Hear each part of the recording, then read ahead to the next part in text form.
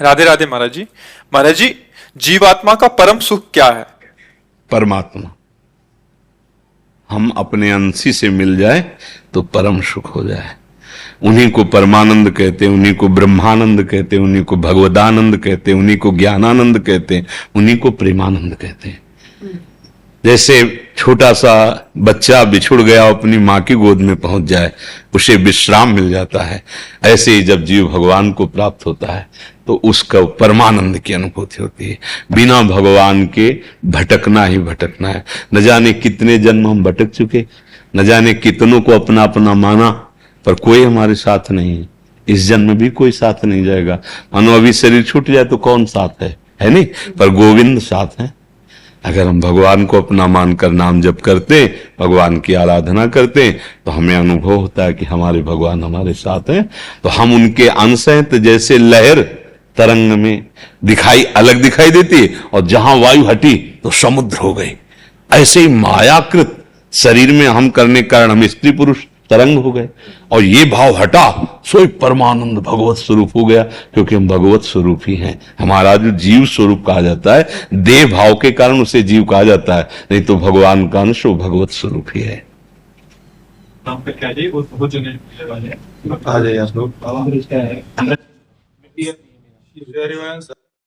क्या है कि जैसे सुनो प्रभु, सुनो बात क्या, हमारी किडनी खराब शरीर की।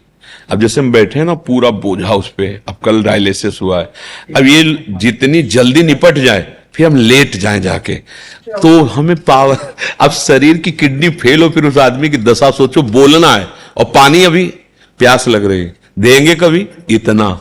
मतलब हमारी स्थिति को देख कर लोग कहते हैं निकलो, नहीं तो रात दिन चर्चा करते रहो, हमें कोई परेशानी नहीं, भगवत चर्चा ही तो हो रही ना। पर समस्या इसी, तो इन लोगों की बात इसलिए मानो कि शरीर अनुकूल नहीं है। जो बात सुना अगर उसको जीवन में उतार लोगे तो चाहे किसी का भी प्रश्न हो, बात तो सबकी है ना। ऐसा नहीं है कि आपका प्रश्न कोई अलग हो तो हम उसका उत्तर नहीं देंगे। सब परमार्थ के अंतर की बात है। बुरे व्यसन मत करो, नाम जप करो, गंदी आदतें जिसके संग से पलती हैं उनका संग त्याग कर दो, चाहे वो व्यक्ति हो, चाहे वस्तु हो, चाहे स्थान हो, बढ़िया हो गए, कोई प्रश्न ही नहीं है। समझ रहे ना?